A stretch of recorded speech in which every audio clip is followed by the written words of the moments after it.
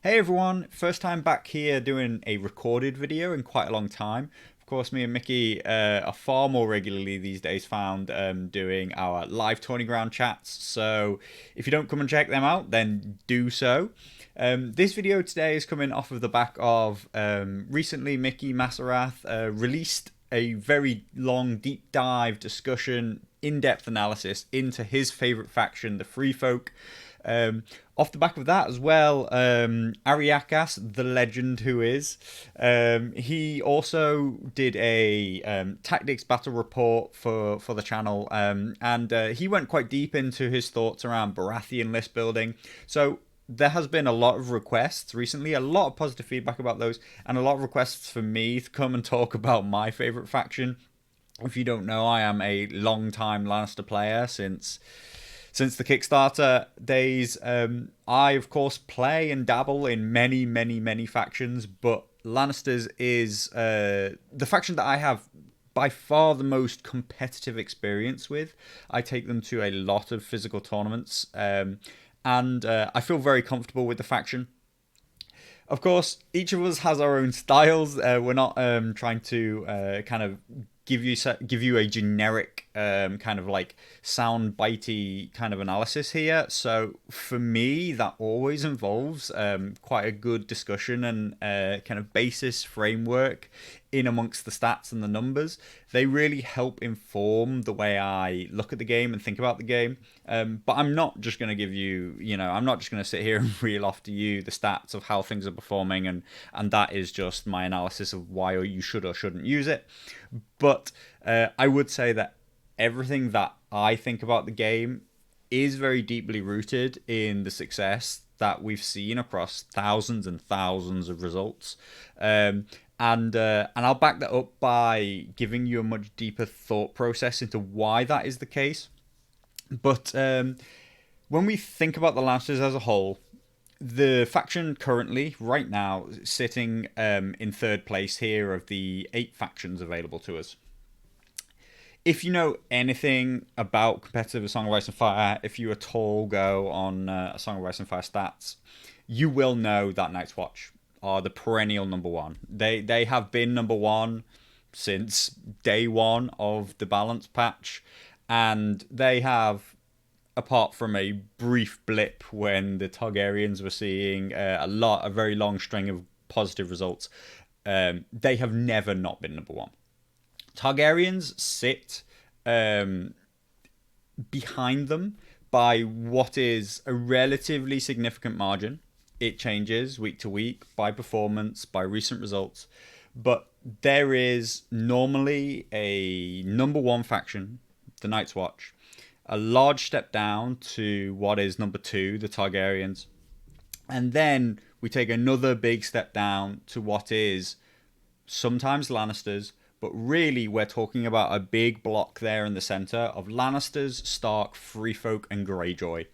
These 4 factions, their wins and losses, they come and go, their fortunes change, but they are always in amongst this pack together.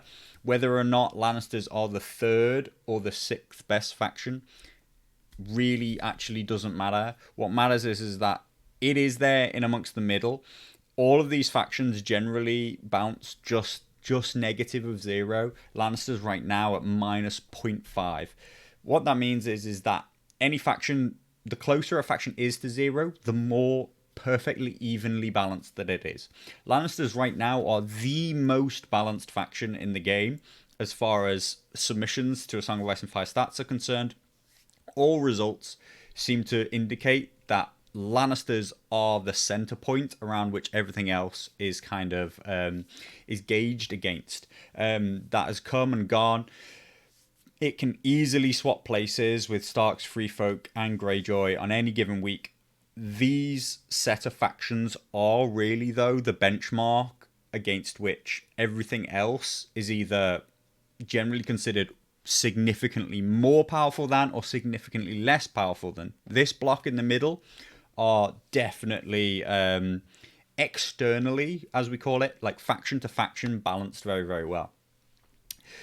Behind the Greyjoys, who are right now in 6th, we see neutrals who are a step off the pace and continuously find themselves in 7th. And then we find our long suffering Baratheons almost as much as Night's Watch have been number 1 from day 1. Baratheons have been number 8 from day 1 and have barely ever moved from there. These extremes are very repeatable. The Baratheons are performing very badly. The Night's Watch are performing very well. Neutrals and Targaryens have been repeatedly found to be, a step less extreme than those. And then in the middle, as I say, we have our factions that are all working together. We can look much more deeply at the Lannisters specifically, though, and this is where we can start to actually pull out some kind of interesting trends and some things that really help inform our tactical thinking about Lannisters, about how we build our army lists, how we're going to play the faction, and what we should expect going into any given game and matchup. We can see our history here is up and down. We've seen negative troughs and some relatively high peaks. All the factions that are close to 0 will always see this up and down turmoil. There is this interesting point where they achieved a plus 53 rating. At that given point, they were considered almost as strong as Targaryens and Night's Watch are right now. I would actually describe this point, which is back in mid-July. I describe this point as like peak Red Cloaks. It is the time at which I feel like Lannister players were really heavily invested and obsessed with Red Cloaks at the time. This is back before the errata and rules change was made so that a charge action is now considered a single action and only triggers one lot of Lannister justice. In the past, the rules stated that it was 2. The movement was an action, and then the attack action that was then triggered by a charge was also another action. This is quite important. We'll come on to talk about Red Cloaks with some detail later on, but this gave Red Cloaks, on top of a very high level of sustain, a very high level of area control, and a very, consistent damage output, it also created this point of spike damage. It meant that you could really quickly start racking up damage on the charge, and we could move into that territory of being able to one-shot units, being able to then free ourselves up, declare new charges on it on the next action, the next round, whatever it is. And that was where I feel like this really high peak came from. We'll discuss why Red Cloaks aren't the unit that they used to be when we come on to them. But actually, this big trough that follows it, personally, I believe it's not due to the errata, which actually didn't come till much later. It's partly in part because people started to self-impose rule changes, which, I've discussed at length, but I think is a real negative on the game. But people decided way before the rules were changed to say that a charge was only one action. They decided that they were going to errata it to be so in their own tournaments.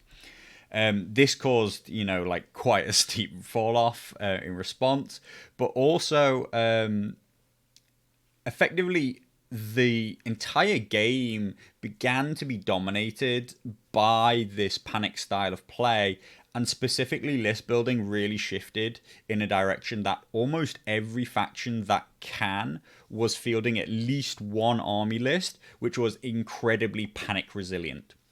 Now, going back to our power rankings, Night's Watch are inherently incredibly panic resistant, with the large majority of their unit base being a 5+ morale anyway. The same can be said of Targaryens, where, again, all their frontline units, those units that you're expecting to get stuck in, are 5+ morale. And even when we look at army lists such as Free Folk, normally considered, the real targets of a panic-based list, we see a very high reliance on Mance Raider, his 5+ morale bubble again. In Greyjoys, we start seeing a lot of use of Asher. And really, outside of...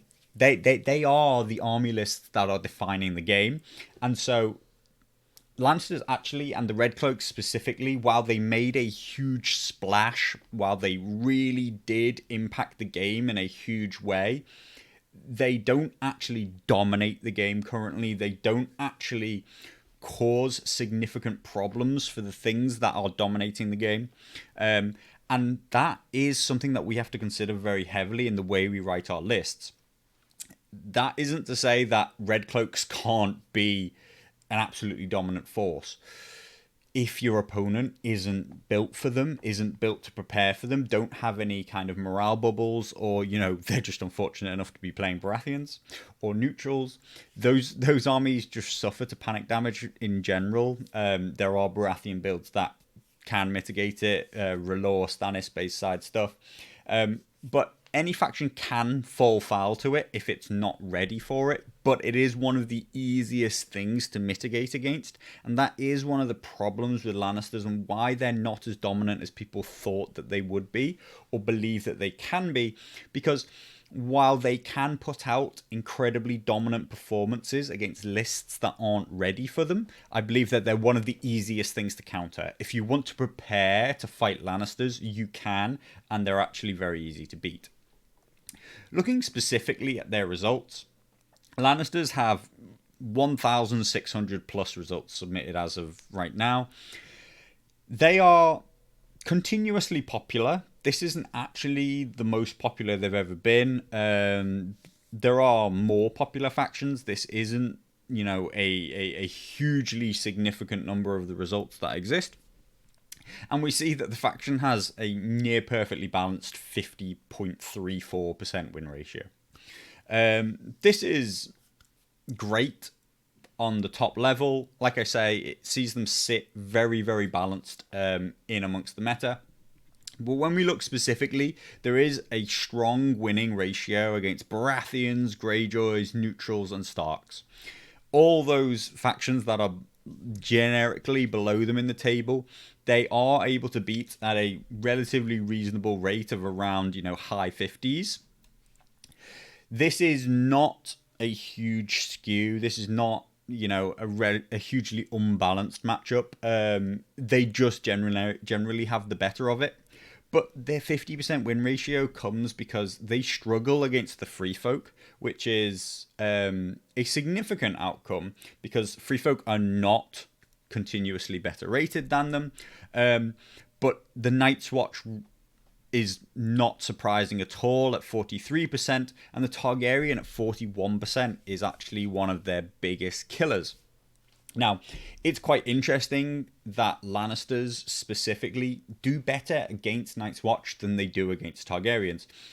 We'll come to discuss this in list building, but Lannisters, they struggle a lot against dragons specifically, but they generally suffer quite a lot against mobility, and that's one of the biggest things that Targaryens can bring. Some people out there will tell you that Lannisters have the advantage against Night's Watch or against Othel, the big boogeyman Othel gunline list. They are wrong. I'll tell you for a fact, having played the game from both perspectives, having played Othel gunlines, having played Lannisters for a long time, having played the matchup both ways around, it is absolutely not true that Lannisters have the advantage against Night's Watch. That is only a skill-based matchup.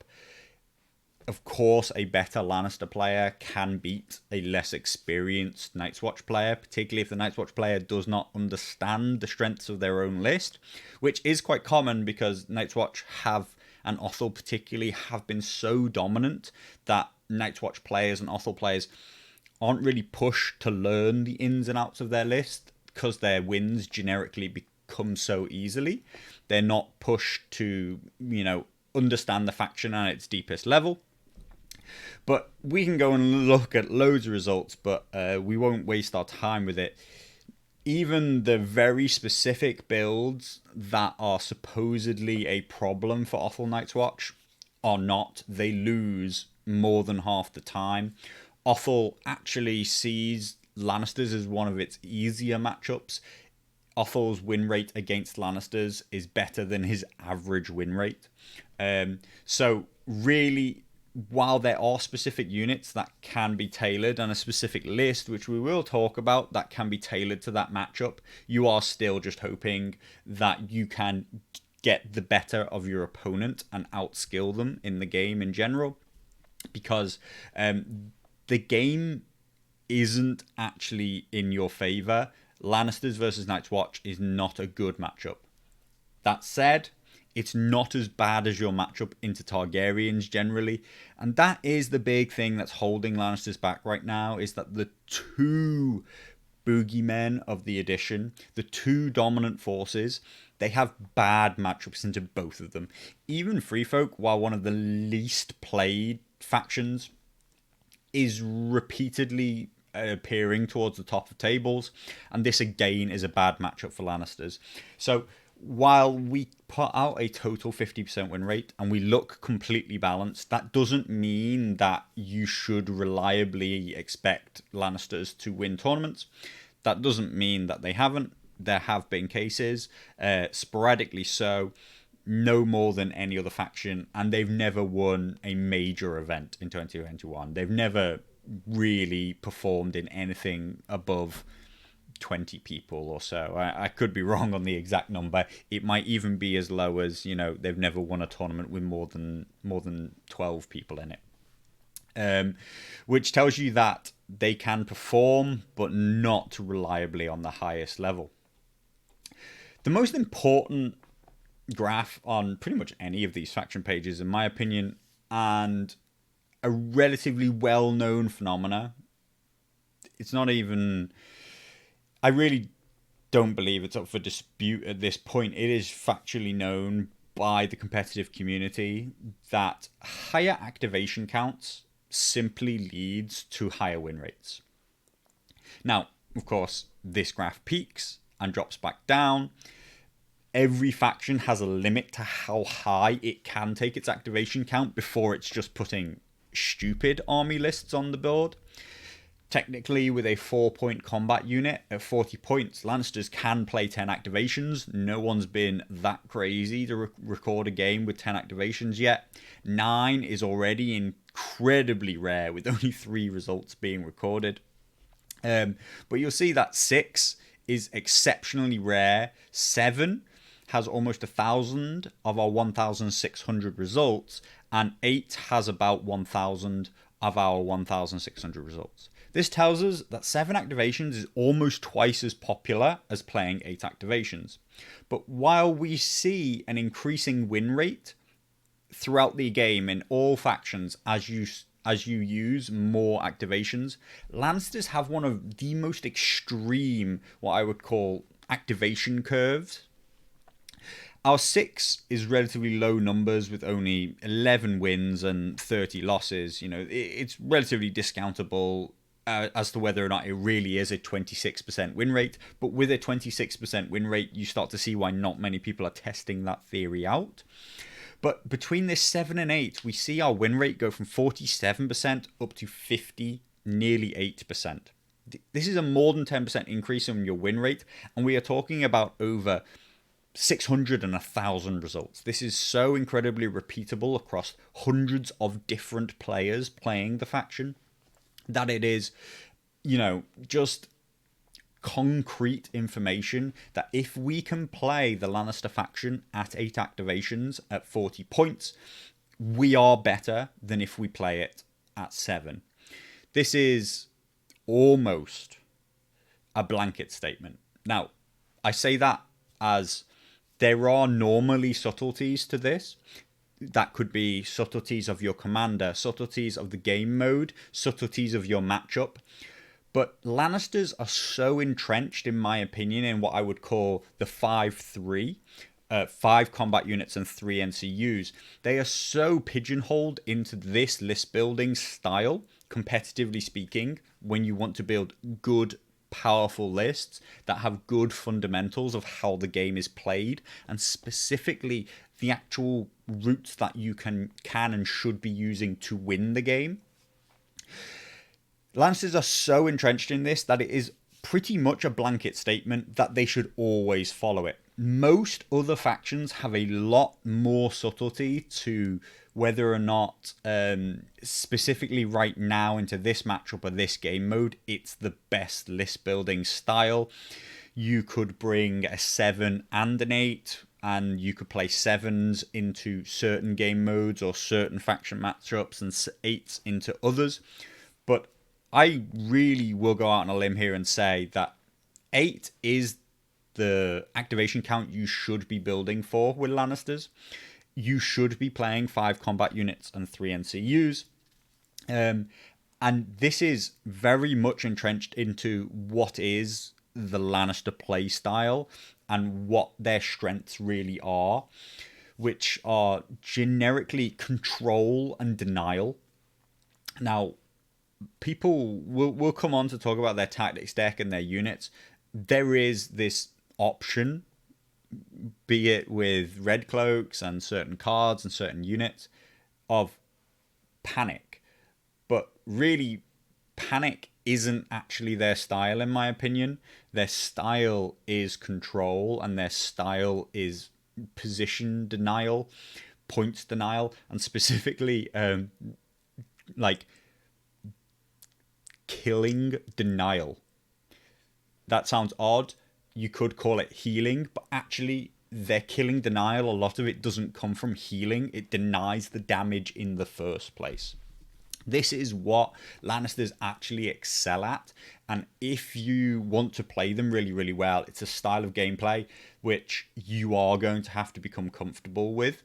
And I will admit that a lot of opponents find it very frustrating, and a lot of players believe that it's not an interesting way to play. So, you know, I have to hold my hands up and just say, I don't disagree, but it is actually where Lannisters have been pigeonholed into, and it is definitely, in my opinion, where they're at their best. So, if we're going to play at 8 activations at 40 points, incredibly simple maths tells us that we only have an average of 5 points to spend per unit. This is why 3 NCUs is so important to us, because we can buy 4-point NCUs. We can also buy 4-point units, and we'll talk about the units in just a second. But really, we have to think about this average of 5 and how if we ever want to buy something more expensive than 5 points, we have to sacrifice somewhere else. And there are not many places that we can cut corners. Unlike, unlike any armies right now, such as specifically Night's Watch, also Targaryens, also Greyjoys in the form of Victarion, any factions who have access to a 3-point activation, or what we sometimes call a pseudo activation in terms of relentless, an order which can delay our action for a turn while still allowing us to make an attack or a maneuver. Except for the factions that have access to 3-point activations, really 4-point activations are the benchmark at which we can play from, and that's why, like I say, maximal NCUs with 3 is such an important key point. When we first look at our Lannister Tactics deck, as I discussed, people will often tell you that the Lannisters are a panic-based faction, but when we look through our deck as a whole, we have ourselves Intrigue and Subterfuge, which is a denial of NCU abilities and the optional additional weaken token. Lannister Pays His Debt being the revenge mechanic card, which comes with Vicious and +1 to hit if control of the crown is given. We have Hear Me Roar, which is undoubtedly one of the best cards in the Lannister deck. It gives a -1 with additional -1s to panic tests, actually specifically morale tests, though that's a very niche use. And they suffer 1 wound or +1 wound for a panic test if they fail. So this can take us, and should generically be taking us, up to a -3 onto the test and +1 wound. This is quite a significant amount of damage when you think about how much more reliably it makes you fail the test, plus the additional wound on top of it. And we should treat this card with a high level of importance, in my opinion. It forms a large part of our ability to finish units off, to spike and push through damage that our opponent might not have expected. We see Bribery, another damage denial card, forcing your opponent to attack on its lowest attack dice. We see Counterplot, the well-known, most singularly, obviously a control-based card in the deck, in any deck in the whole game. It is, again, an incredibly important card. It's not just the, trading of one card for an opponent's card. When used right, it is denying your opponent's best card with a very high reliability. Again, I think that you need to be, unless this is a complete, absolute must-stop situation, we want to be looking to have our crowns reroll off of this. There are list building ways to make sure that that's almost always the case, but this will be an 8 out of 9 chance that we will stop somebody's tactics card. Not only can we choose, this is the most important part of the game, to deny this tactics card right now, but normally our opponent has to have met this trigger. They've already committed to the action, often case, before we use Counterplot. And while there are some incredibly important cards out there that we might need to stop, even though our opponent isn't committed to really following through, its main use is when our opponent has decided to make a play, and it's very, very heavily reliant on this tactics card to work. And if we can deny the tactics card, we don't just stop the tactics card itself, but the whole play will be made a really, really bad move because of our opponent's expectation that their card will go through. Fealty to the Crown is a healing based card which comes from a failed panic test. Now, this helps to really cement people's thinking around the fact that Lannisters are a panic-based faction. But again, I would argue that this is actually denial, healing, and sustain as a card. And that our opponent will always fail a panic test. We don't need to be obsessive around our kind of intent to force our opponents to fail panic tests. It doesn't have to be our main strategy in winning a game to cause panic damage. And Fealty is just a great, great value card. But unlike Hear Me Roar, I would not particularly say that it's something that you need to save. It's when it occurs, just play this card. You'll get great value out of it. Healing those extra wounds can really help tip the tide in the sustain battle. Subjugation of Power is one of the most polarizing cards. Specifically in this deck, it is very polarizing. It is the standout card as either very, very useful, very, very powerful, and a great denial of an important ability, or it, against a lot of army lists, can go the entire game being entirely worthless. There isn't, quite likely, no ability that you can turn off from your opponent at a useful time to ever use this card.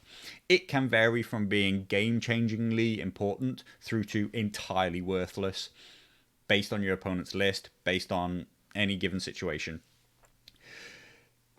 That's because its trigger is when your opponent activates, and specifically, they only lose their abilities for the turn in which they activate. This means we can never turn off defensive abilities, because defensive abilities generally speaking, aren't going to be used in your opponent's turn unless we manage to set up, a set for charge, for example. Also, generally speaking, our opponent is in control of setting this up, and good opponents will not fall into the trap of requiring these abilities to be incredibly important on their activation. It is not going to help us against sword attacks or charges or anything that came off of the tactics board, because that won't have been our enemy's activation. And there are just tons of workarounds, which mean that while this card looks very, very strong on paper, in reality, it is actually normally the weakest card in our deck and just a straight discard fodder. So that's something that we really need to come to terms with. Subjugation of Power is probably the weakest card in our deck in most matchups. Fealties of the Crown and Counterplot are very important cards. Counterplot needs to be held for when it's important. Bribery has huge value at the start of the game, particularly in our 3 NCU setup, where we will often just be trying to deny one of the zones of the tactics board.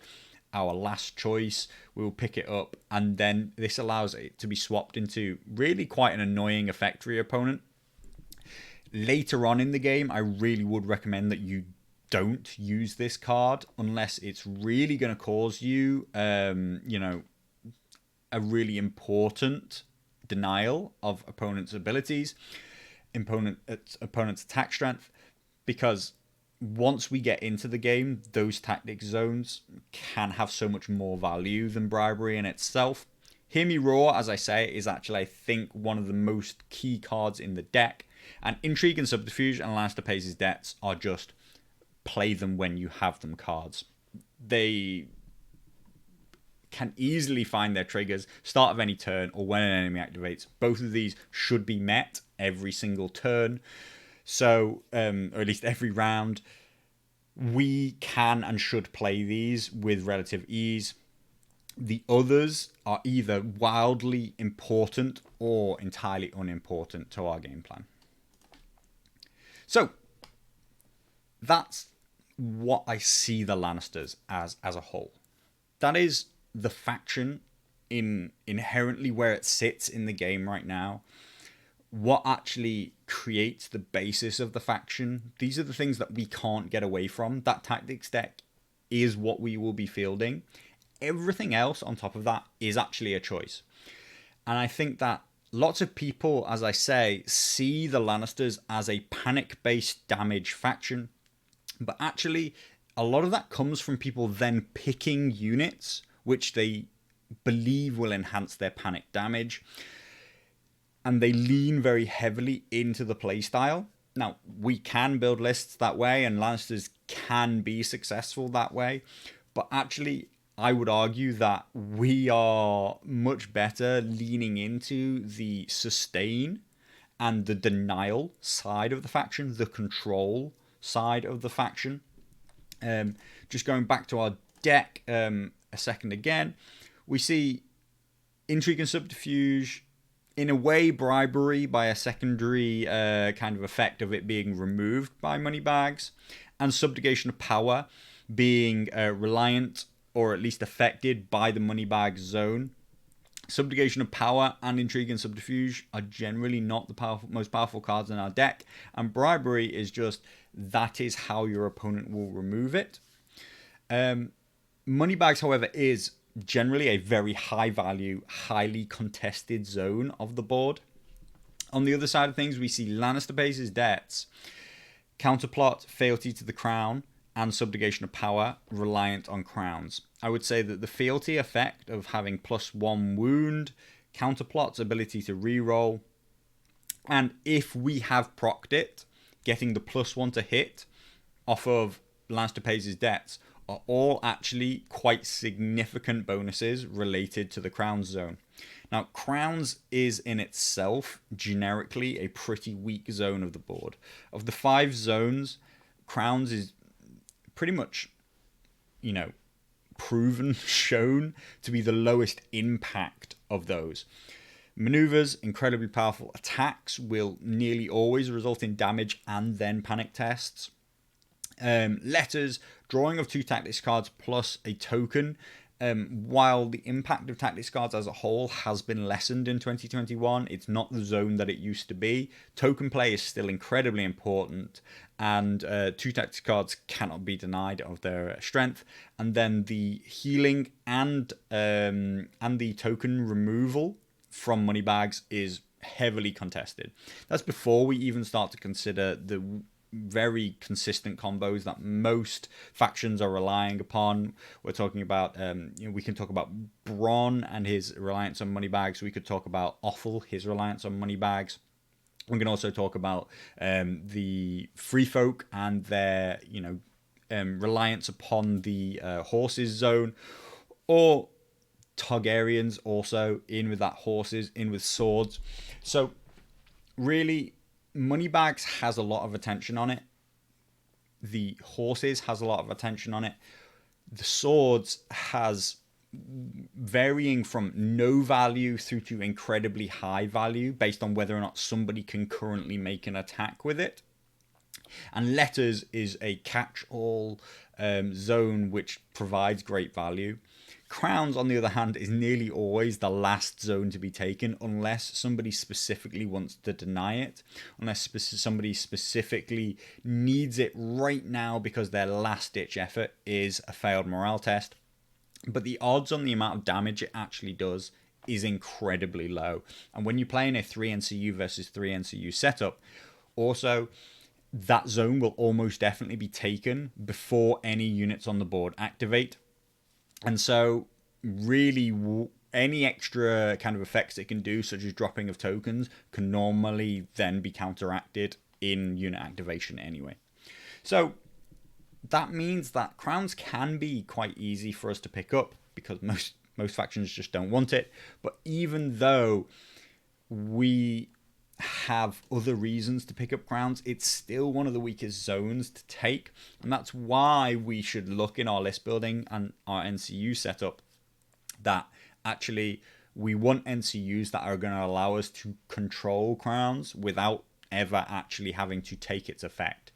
Specifically, that is of course Joffrey and Baelish. We'll come on to NCUs much later, but those two, I would say you're going to want one of them in your list at all times. So, our tactics deck's done. We'll talk about our combat units, and we'll look through all the units here in the builder. We'll go through our cheapest, the most expensive. That says that we should start with Clegane, but I am going to skip him, and I'm going to labour quite long upon Poor Fellows themselves.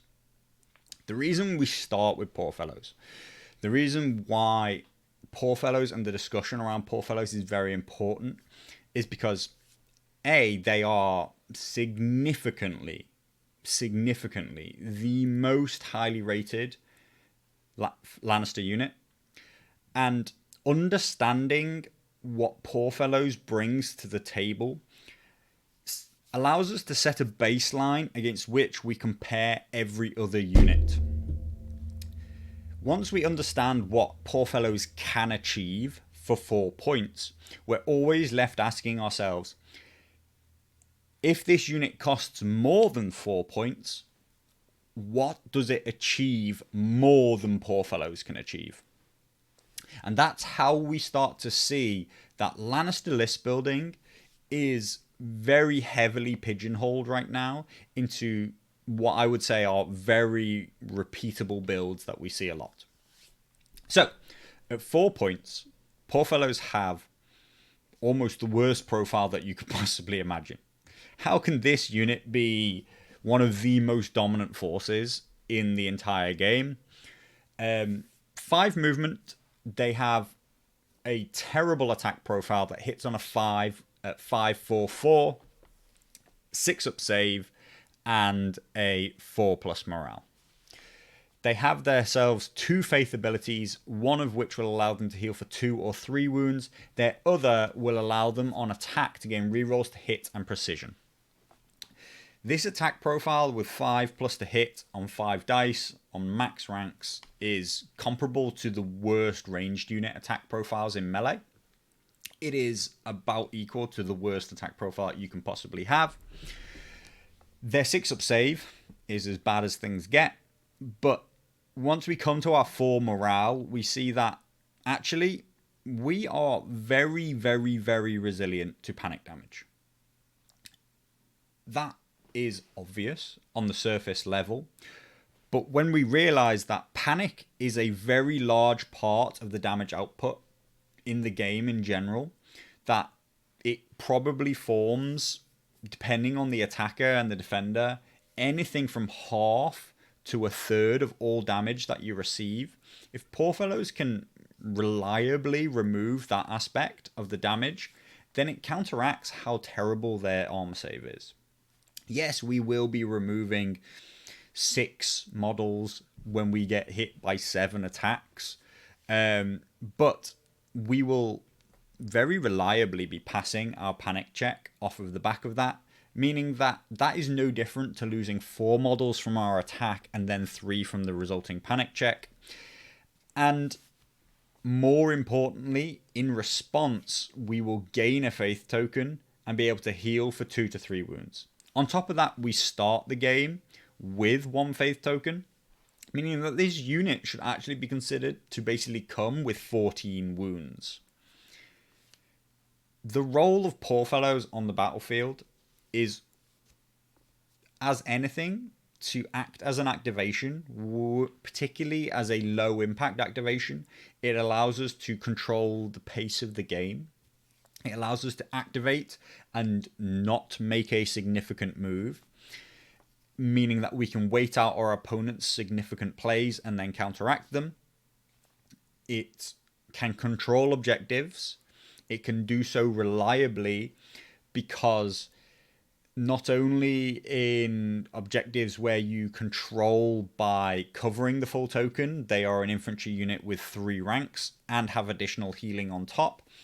There are objectives where control of the token is given up by failed morale tests, which means losing significant amounts of models to the attack is just as an important part as whether or not you pass or fail the morale check. Now, the addition more recently of also attacking with more ranks causing a movement of the token can be important, but that isn't actually in all modes, you'll see. So in terms of holding objectives, Poorfellows fit the bill in almost every possible way. The only game mode where we would say that we sort of fall down is honed and ready, because when we take shots from the castle walls, D3+2, we will take significant damage from that, and it's not an attack, so it won't generate a faith token allowing us to heal. This is the only game mode where I consider Poorfellows not almost the premium objective holders in the entire game. Now, that isn't like on a point per point value. That's just nearly the most premium objective holders there are in the game, end of. Now, when we talk about by point value, it goes through the roof. They are fulfilling that role of holding objectives better than any unit out there. Now, when we understand that we have access to such a premier number 1 pick in terms of objective control, we suddenly see that that is obviously, competitively speaking, one of the key routes that we should be taking to victory. Lannisters do not have access to incredibly high damage output units. They do not have access to an amazing tactics deck by comparison to some of the others out there. Though we can help lean into this denial style, we can further improve our chances and enhance our Poorfellows' ability to hold objectives through use of denial of abilities, denial of NCU abilities through intrigue and subterfuge, and lots of weakened tokens also really amplify that. So this Poorfellow unit does all of that for 4 points. That is the benchmark against which a unit is going to have to do more than that. If your objective is to hold a token, there is almost no answer as to why you should spend more than 4 points on a unit of Poorfellows. because they achieve it for 4 points. On top of that, we also gain our Fanatical Zeal ability. Our Fanatical Zeal turns our 5 attacks, or 4, if we're not on full ranks, but thanks to combined with healing, there are lots of reasons why we should be on full ranks. Our 4 or 5 attacks that hit on a 5+ gain rerolls and precision. Now, this is actually a beautiful combination of abilities, because precision allows us to completely ignore the fact that we have a very bad hit profile, because we are only looking for 6s in the large majority of cases. We are going to roll 5 dice. Anything that's not a 6, we're going to roll again against any opponent that has a decent armor save. This actually allows the unit to cause not, they're not in the one-shot territory. They're not the unit that they used to be when they cost 5 and could do D3+1 auto wounds when they attacked. But they are still very much a danger to low health solos. Even, for example, the Mountain That Rides or Dragonstone Nobles, they need to be fearful of the damage that poor fellows could put out. It's not a kind of stretch. While it's not their average, poor fellows could easily put out 3 precision wounds in an attack. This is enough to give pause for thought to giants, dragons, any low health solo, and anything which relies very heavily on its armor save. This means that they can outfight much, much more expensive units. This isn't their primary role. This is just a bonus secondary role that they can provide this attack when needed. And that, again, comes back to this. You must be able to do more than that if you want to cost more than 4 points. So, poor fellows are our baseline unit. We're effectively just going to fill our army list with poor fellows and then decide, with the points left, what are we going to do with them? What also additional flavor on top do we want to add? Poor fellows, on top of that, being the premier token objective holders, can also be considered one of the best command bunkers in the game. You are very resilient to panic, remote panic-based damage. You're very unlikely to drop tokens based on panic checks. You come for 4 points. You are the ideal solution to sit in the corner away from the battlefield to control objectives, and you have ways to heal. There are a lot of game modes where a commander in Poor Fellows is one of the best things that you can pick. And so Poor Fellows as a whole package are so important to the Lannisters. Now, in reflection on that, Gregor Clegane comes in at 4 points, the Mountain That Rides. He is still just about considered a Kickstarter exclusive. People are much happier since the 2021 balance to allow Kickstarter exclusives. People have accepted that their balance has been, re-established. They are definitely playable against. They're not dominant the way they were, particularly Gregor Clegane. The Mountain That Rides was one of the most dominant things in the game before the 2021 balance. At 4 points, he did take a bit of a nerf in the rebalance. He now, he lost an attack, but more significantly, he lost 1 movement. With 4 move, he is actually very slow, cavalry. And he also, I believe, lost 1 morale. I think he used to be a 3+. He managed to get away with retaining his 4 wounds, which is important because some other solos, have ended up on 3.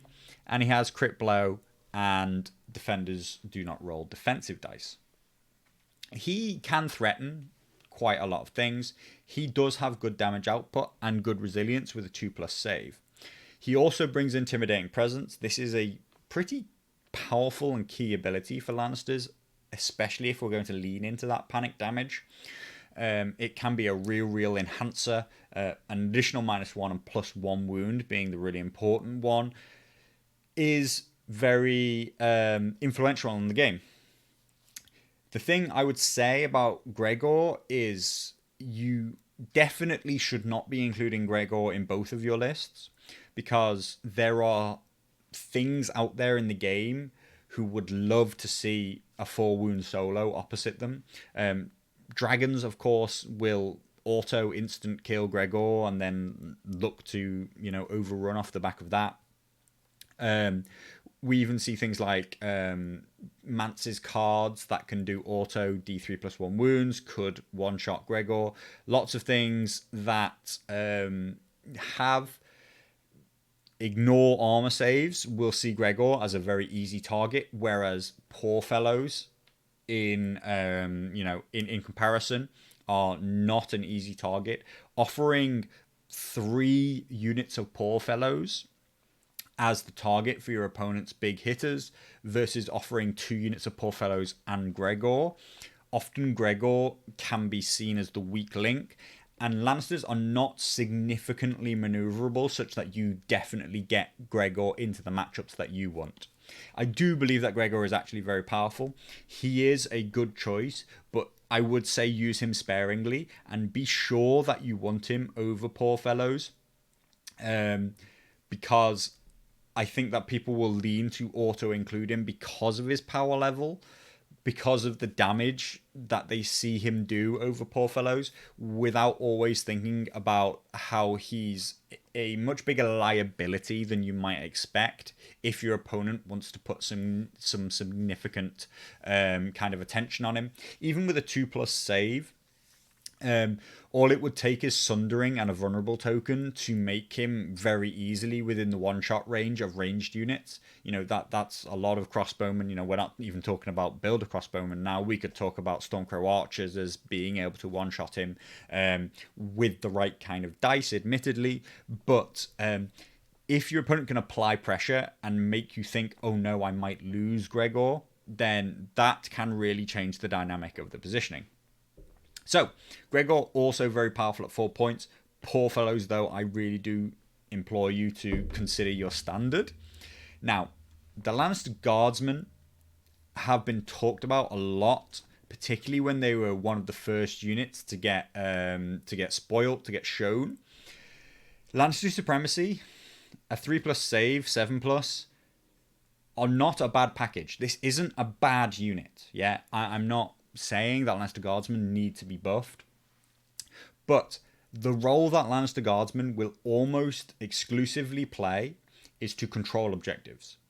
And coming back to this idea, they do not perform the role better than Poor Fellows do.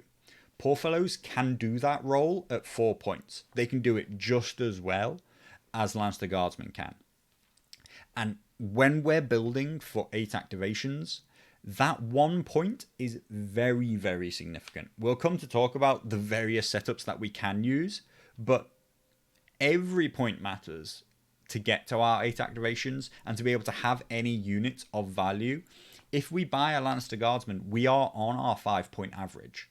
We have no wiggle room to buy anything else. We are just spamming Guardsmen and some NCUs who presumably will come in at 4 points and allow us a single point here or there to improve our Lannister Guardsmen or add an attachment. Lannister Guardsmen are not bad, but they are not good enough to be a point better than the Poor Fellows right now. House Clegane's Mountain Men are, I believe, a terrible unit. Now, I will kind of round that out by saying this unit and its attack profile, I actually don't think would be out of place at 5 points.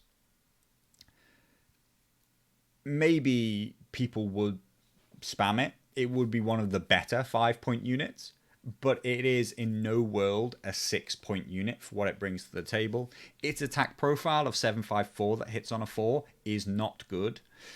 +1 to hit and vicious against enemies with fewer remaining ranks is actually just a win more mechanic, which generally speaking are not good mechanics for us at all.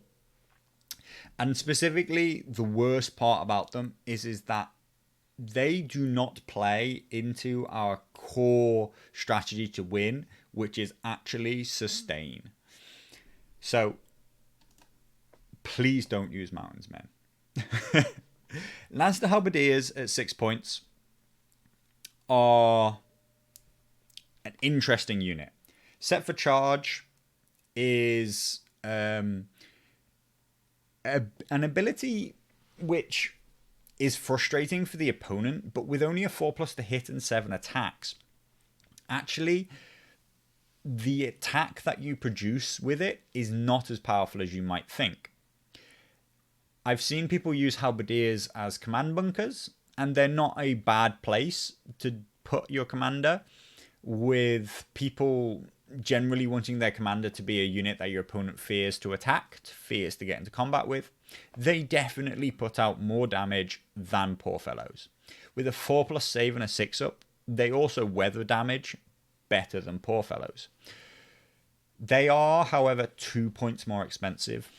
Again, we're in the category of this unit isn't bad for 6 points, but in the 6-point category, we have better options. And I think that halberdiers are a bit niche. You can get use out of them. They can anchor your line. The best use of set for charge is not the attack that you produce and the damage that will do, but actually that it allows you to turn and face a unit who has flank charged you. So using this unit to almost overextend, giving up its flank when you know that you will be able to turn and face and produce the first attack is one of their actual uses in the game. And I'm unsure about halberdiers. Some people rave about them, but I really, really think that there are better places to spend our points. Lannister crossbowmen are literally a meme. They are known to be worse in almost every way than Stormcrow archers. So we will leave it there and say that if you want to buy Lannister crossbowmen, buy Stormcrow archers. Red cloaks at 6 points are another unit that we need to spend some time talking about. Lannister Justice being based on crowns, and Fearless Avarice being based on money bags are the two abilities that really turn this unit up to 10 or 11.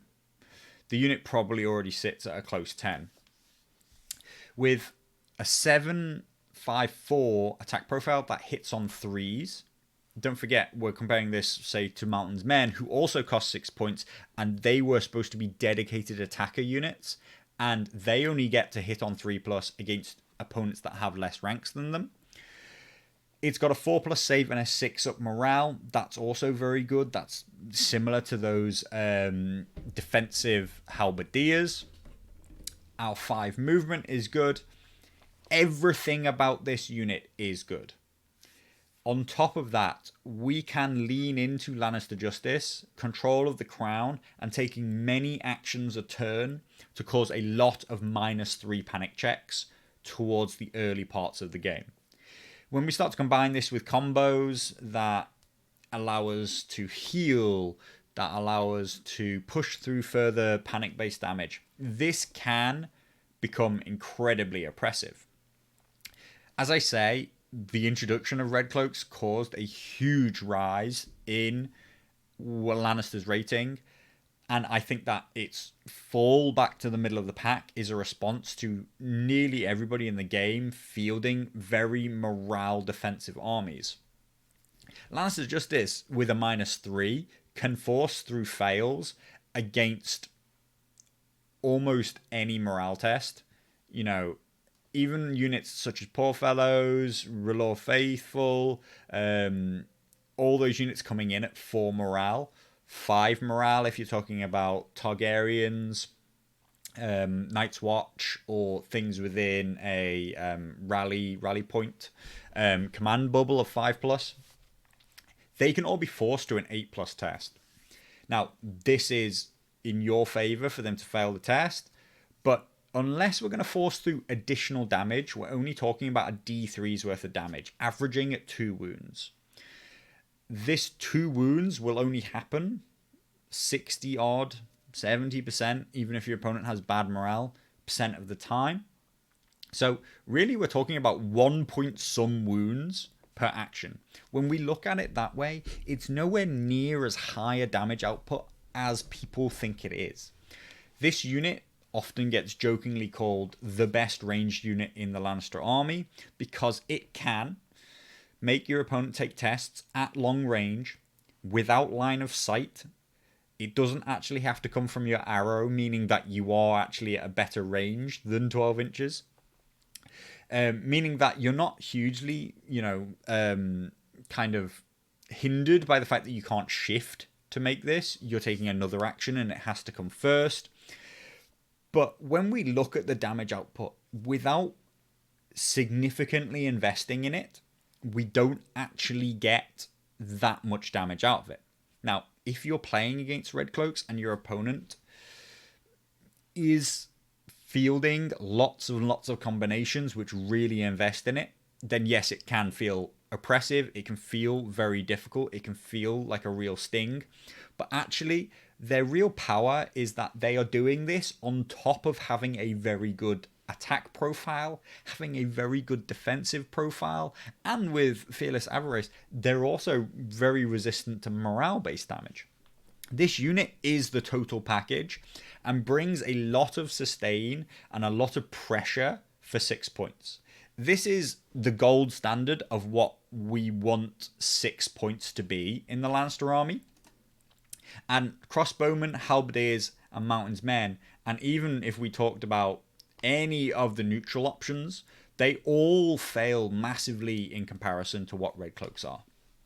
They can pressure opponents, be defensive, control points, provide high damage, even spike damage, not the spike damage that they used to do on the charge, but relatively high spike damage. And all of that can be combined into levels of sustain once we start talking about Fealty to the Crown and High Sparrow NCU. Now, Pyromancers, I would say, are another very polarizing unit. At 7 points and with a short range, a terrible save at 6+, a marginally improved morale at 6+ over their old, I believe they may actually have been 8+ in the past, or at least they were 7+. They have a good attack profile, 7/7/4 hitting on 3s, and your opponent does not gain defensive saves from these attacks, both in melee and at range. Plus, it's vicious melee and range.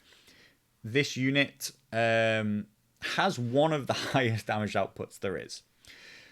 It does not do auto wounds though, so unfortunately anything that blocks hits blocks this unit, so it can't actually force through damage against the really defensive units, Unsullied Pikemen or Tully Shields, those kind of units.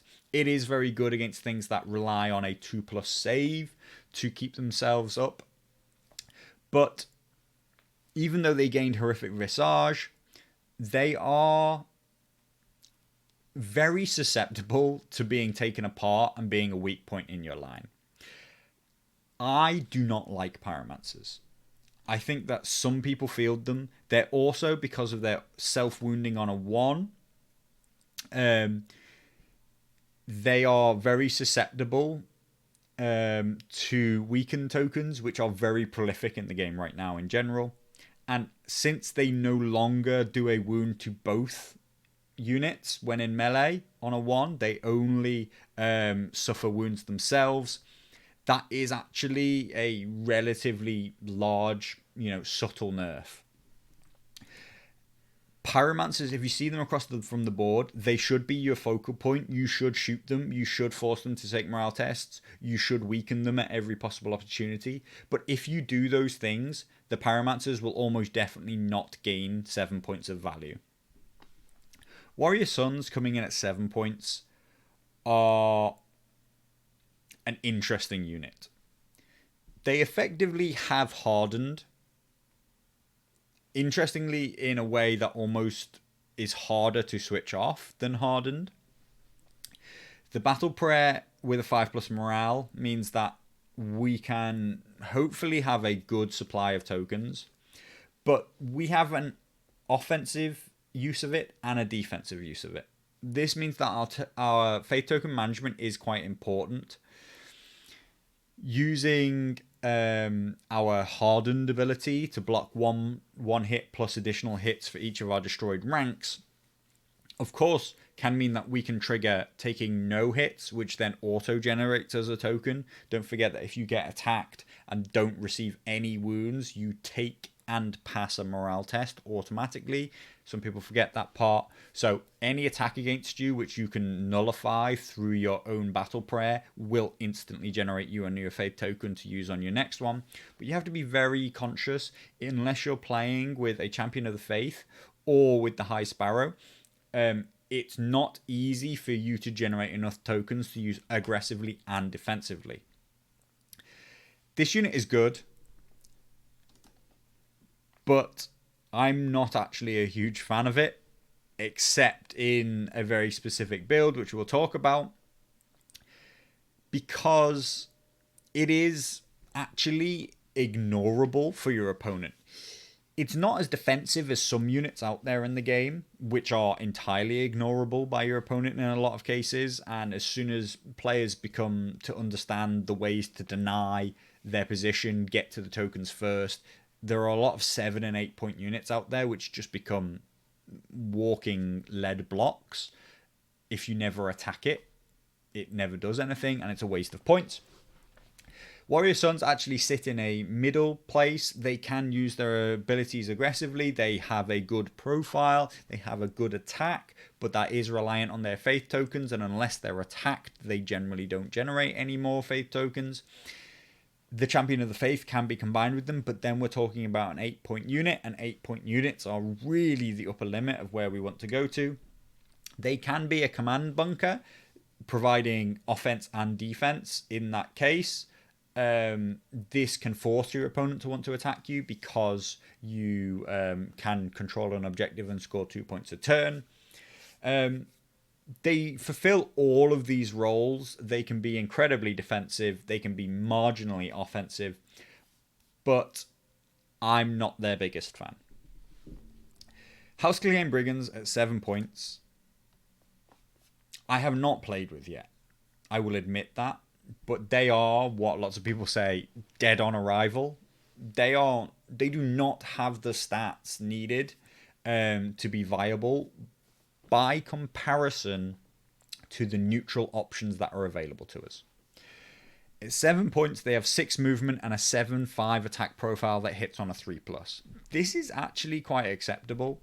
Their 5+ save is a bit rough when combined with their 7+ morale. This is worse than Dothraki Screamers, Dothraki Outriders, worse than Medium Cavalry, who all come with 4-up saves and a 7+ or 6+ morale. They do pick up the 6 movement in response, but I don't think that it's worth the trade. They come with Vicious, and the defender suffers +1 wound for each failed panic check from failing tests from this attack for each of its destroyed ranks. This can push through some spike panic damage, but simply put, for 1 point more, we can buy flayed men who perform an identical role as well as being incredibly tanky for they do it significantly better. They have a much higher damage output. They are better at their panic damage output. They provide intimidating presence, which means that their panic effect can be, pushed out onto other units, other tests. They can be used to help improve those red cloak tests or that crowns test, which you have to take. And this unit just does not fulfill 7 points units worth of role, in my opinion. Knights of Castle Rock is almost the exact same situation in slight reverse. At 8 points, they bring good armor, good morale. Their lance attack is okay when combined with their lance sundering and +1 hit on the charge for each of its remaining ranks. That means you're going to get 2 auto hits. The auto hits are very important because they are immune to weakened, for example. But this unit does not have the explosive damage that it used to have on the charge when Knights of Castle Rock were very common and very popular in 1.6. Lannister Supremacy is an improved ability of what it used to be, but they don't make the most use of it with only 2 ranks. Overall, though, for 8 points, this unit is something that's supposed to hit hard on the charge. And when we look at Hedge Knights, when we're looking for, actual damage output, as opposed to being panic based, like the Clegane Brigands or the Flayed Men, the Hedge Knights can perform this same role, but better for a point less. The Hedge Knights actually, between their various abilities, cause more direct damage on the charge than the Lance ability does from the Knights of Castle Rock. They are more threatening to giants or dragons or other high armor units that need to be dropped 1 full rank. And on top of that, they have the ability to do it again round after round while staying in combat. The Knights of Castle Rock do have their Lannister Supremacy, meaning that your opponent does have to think twice about staying in a very sustained combat with them. But right now, as things stand, I would always take Hedge Knights over Knights of Castle Rock. Again, coming back to this idea that 1 point is actually a very big difference, and you need to see a big improvement for that cost of 1 point, but we don't. I see the Hedge Knights as fulfilling the same role almost as well. That's the roster that we have. There is Kingsguard. The Kingsguard aren't quite what they were, but are still a very powerful unit. If you're going to play Joffrey, obviously you should play Kingsguard. They are a great unit for 6 points. I do not believe that Joffrey and the Kingsguard are a great package anymore. He, specifically his cards, are significantly worse than they used to be. And actually, I would say they are worse than base deck cards, whereas most commanders, we pick them because their cards are going to bring us something really powerful. Moving on to the neutral units. Cutthroats at 5 points. These guys are almost as good as Mountain's Men, and they're still not considered that good for 5 points. People aren't fielding Cutthroats. Damage from an infantry unit is not something we're looking for. Stormcrow Mercenaries at 5 points are okay. They bring adaptive. They see more play than Cutthroats do. But really, that's because you're desperately trying to squeeze in a 1 point attachment in, because you can normally only buy 5 point objective holders, but we can buy a 4 point objective holder. Against poor fellows, I just would never be talking about fielding Stormcrow Mercs instead. Bloody Mama Skirmishers at 6 points are, for us, an absolute write-off. There are very few combos that we can work into our Counter-Strike and Disrupt. While the 5+7+ save is not good. Yes, there are some things around weakened. Like, we are quite a good weakened faction.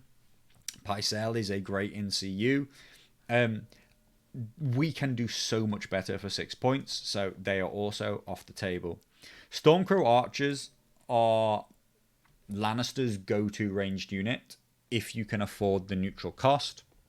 And normally we can, because effectively our cavalry and our ranged come from neutrals, but our staple objective holders are not. Stormcrow Mercenaries, our NCUs are pretty good. So Stormcrow Archers are definitely fieldable in Lannisters. I would say that one of your 2 armies should include a ranged unit. I would not rely so heavily entirely on your red cloaks to do your range damage, because there will be faction builds out there a lot who will just deny that through very good morale, or cards that allow auto passing of tests and things like that. Stormcrow Archers are a very good unit. They are better than crossbowmen. I think if you want to field a ranged unit, then go for them. Housebound Blackguard at 6 points.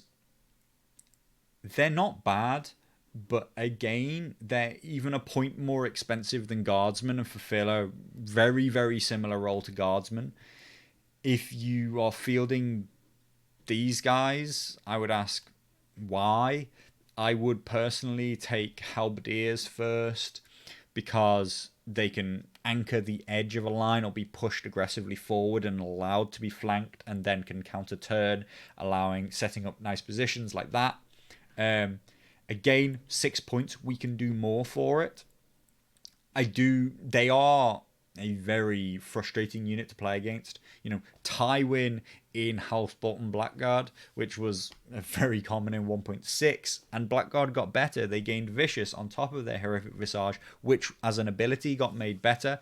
Yes, Tywin with Horrific Visage and with Lannister supremacy brought by Tywin, and threatened to put out weakened tokens, means that this is an incredibly hard unit to charge. But it doesn't do anything else, and you've paid 6 points for that package. And we can put Tywin in red cloaks and sit on objectives and throw out panic tests. We can have significantly more proactive and powerful commanders.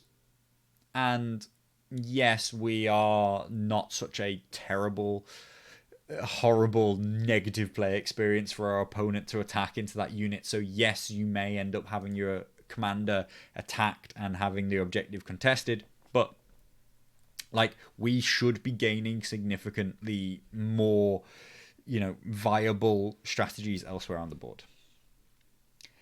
Housebound Bastard Girls at 7 points are a very good unit. They were good before, and they gained Vicious on top. They gained Always Vulnerable on top. I forget. They got tuned up just a tiny bit when they were already good. Lannisters don't have any good attachment combos for them, and damage isn't our key thing. So as good as I think that they are, I do not field them a lot in Lannisters. Zorse Riders are not as bad as people think, is the best I can say for them. They do actually, can roll 7 dice and crit blow in the flank, or force the opponent to lose all abilities.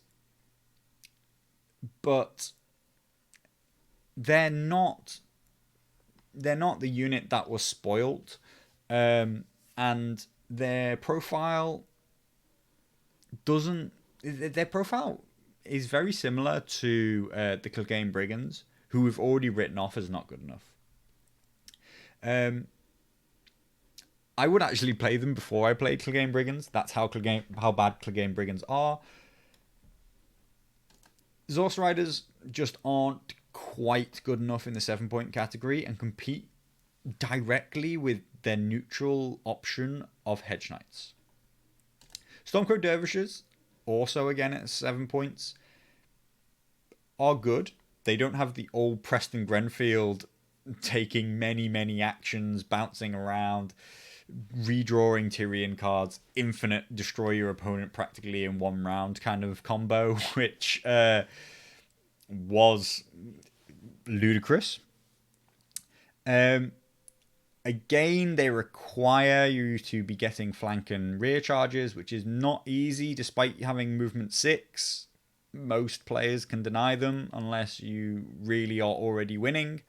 4+, 7+, fine defensive stats. 3, 6, 4 on a 3+. This unit is fine, but again, I don't see it fulfilling the role I want. Hedge Knights at 7 points are one of the most premier, we'd call it direct damage outputs in the game. A 7-4 profile. The 4, is a roll-off slightly higher than we want. 7-5 would be great. But a 7-4 that hits on 3s, which makes your opponent vulnerable if you have the swords, and has native sundering, is one of the best value ways to cut through high defensive, like dragons, giants, mountain that rides, heavy cavalry, so we're talking, champions of the stag, or wardens, or anything along those lines. When you combine it with the fact that we have a 4+, 7+, which isn't amazing, but as soon as we add loyalty through coin, that's a 3+6 up defensive setup, as good as any other knights out there, or anything other than champions of the stag. This is a very tidy 7-point package. And I think that this is actually a very, very important unit for Lannisters, because they lack mobility. And this unit fulfills the direct damage role better than Knights of Castle Rock. If you need to go out there and control distancing with a cavalry unit, which every army should, like the other week I listened to Ariakas, he talked about how he thought that every army should have a ranged unit or a cavalry unit, ideally both. I actually would up the ante on that, which is that outside of free folk, who I guess they have chariots now, but outside of free folk, every single army in the game should be fielding a cavalry unit in every list, unless you have a really, really specific build which doesn't allow for it. The distance that cavalry can control and threaten with their charge is so important. It allows you to counter ranged units in the way that you can dictate how far a ranged unit can advance forward without putting themselves in a position that they're just going to be charged. And more importantly, it allows you to threaten flanks on any unit which overexposes themselves, because your free cavalry maneuver will push yourself into their arc and then charge them. It allows you to get first charges off. It allows you to charge opponents' cavalry before they charge you, lock them down in combat, with that charge being very important for most cavalry. Hedge Knights do all of that amazingly and are so important into the Mother of Dragons Targaryens matchup. I believe that if you want to play into Targaryens, if you want to be able to beat them, your list begins with 2 units of Hedge Knights. Now, the final unit, and definitely not the last, is House Bolton Flayed Men. This unit brings for 8 points. Huge hitting power, huge damage, huge when combined with our Fealty of the Crown, or with the High Sparrow NCU, or with Joffrey NCU for increased damage. Huge amounts of panic-based damage, which then becomes sustain and healing and defensive abilities. Their synergies with Lannisters are actually huge, and they do it so much better than Clegane Brigands. The Intimidating Presence is a very key ability for them, but Vicious and Crit Blow on the charge make their 7/4 on a 3+ profile very, very scary. They, when combined with cards like Hear Me Roar or Panic Tokens, what people often consider the Lannister core mechanic, they can move into the range of one-shotting units. Now, not everything, but that's quite rare in the game these days, and I would say that they are my most go-to unit. This is the gold standard for what an 8-point unit needs to be able to do. It dominates position on the battlefield. It's incredibly scary on the charge. It's got the defensive abilities that it's not just killed when charged itself. Once we throw in our healing mechanics on top of that, it's got plenty good sustain. And the Intimidating Presence means that it also has synergy and global buffing of other units. If a unit can bring all of that for 8 points, then we effectively have to say, like, that's what I can achieve for 8. So if I'm going to spend 7, it has to be bringing a lot to the table. Or if I spend 8 on another unit, it has to be able to bring those things.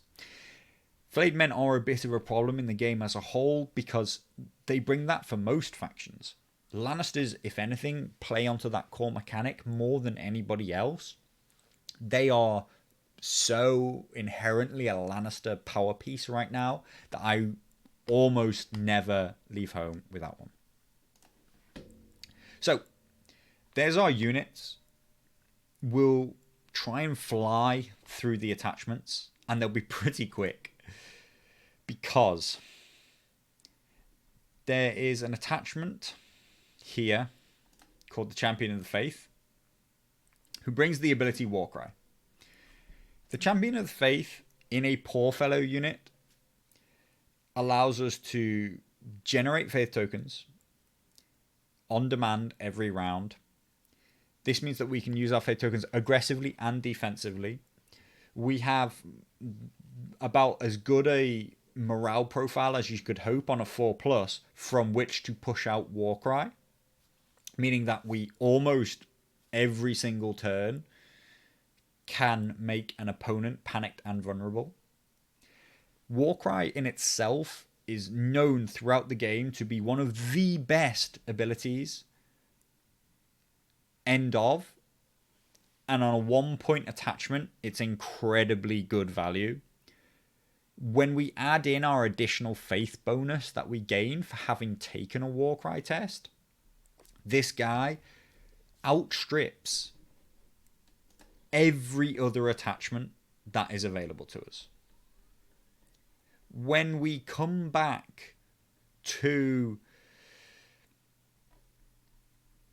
a Lannister Guardsman unit at 5 points, if we had that extra 1 point to spend and considered going from Guardsman, from Poor Fellows up to Guardsman, because we feel that it allows us to better have better defensive abilities while controlling this objective, makes us feel more confident in it.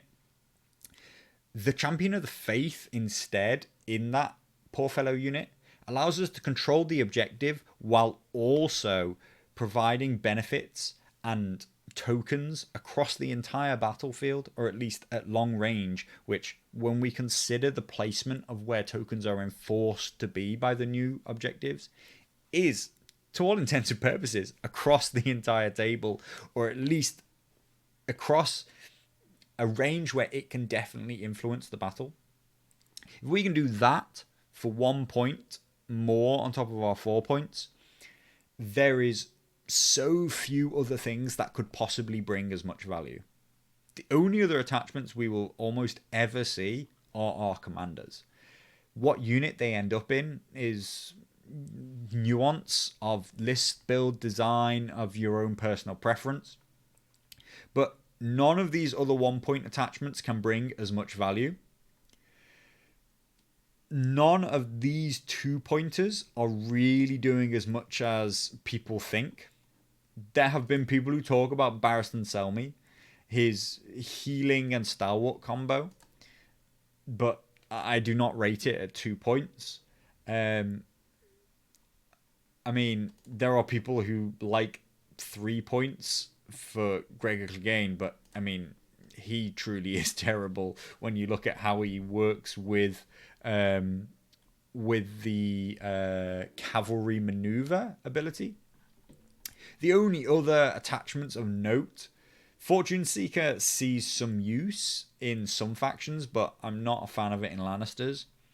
Bronn in Stormcrow Archers, if you have the point kicking around, is a great well-known combo. He really does help ramp up that unit and can help push through range damage, giving you a lot more range control.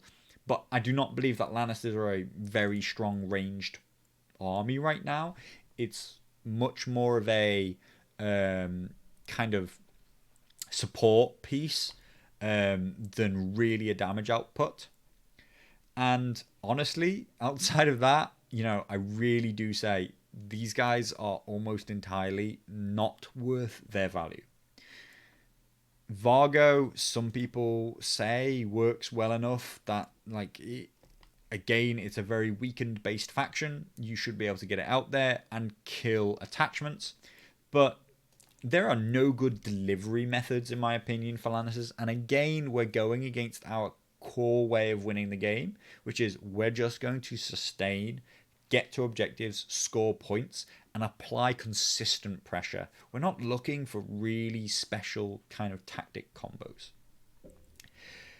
In terms of our NCUs, I think that Lannisters have a really consistent, good range of NCUs. They are very well balanced by comparison to our combat units, where I'm going to tell you this is almost exclusively a write-off. Don't use it. Don't use pyromancers. Don't use our guardsmen.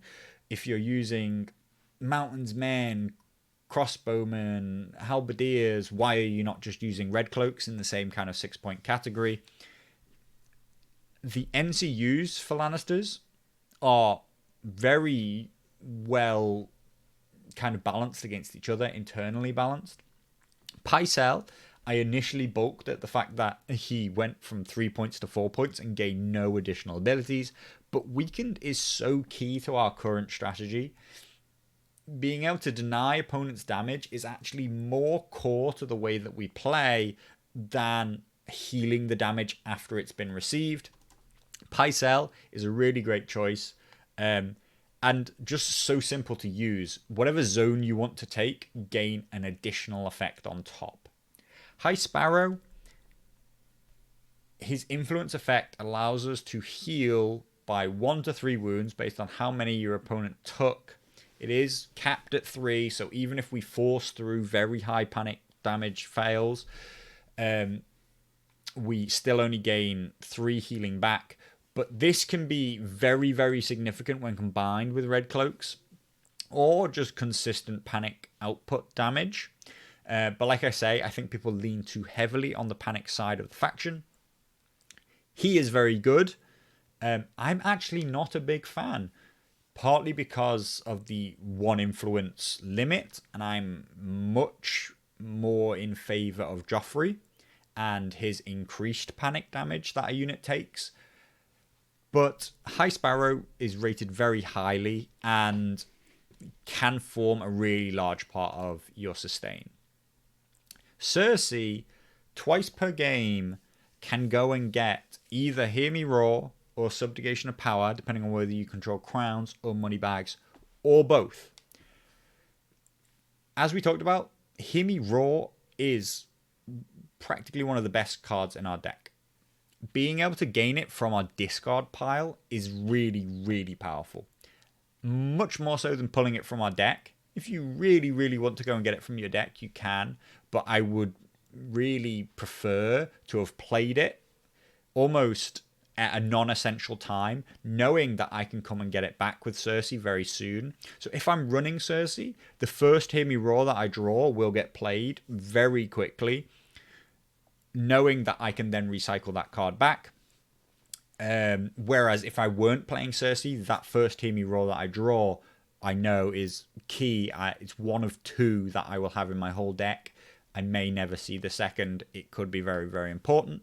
Subjugation of Power, as we've discussed, is probably the worst card in your deck, except in very certain circumstances. You can use it to pull it from your deck just to then discard it. If you pulled it from your deck, don't feel that you have to hold on to it. I would personally, unless we're in a matchup where it really, really matters, I would always be pulling it from my deck. I actually want it out of my deck so that I draw better cards. Cersei is okay.